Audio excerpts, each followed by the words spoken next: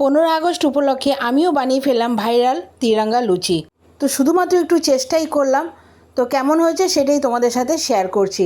তো কি করলাম দেখো, প্রথমে পালং শাক আর এখানে কিছুটা ধনেপাতা নিয়ে ভালো মতন একটু মিহি পেস্ট বানিয়ে নিয়েছি।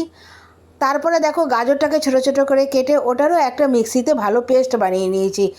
এরপরে দেখো খানিকটা ময়দা নিয়ে নিয়েছি, তার মধ্যে সামান্য একটু সাদা তেল, একটু জোয়ান আর নুন দিয়ে ভালো মতন মেখে নিয়েছি।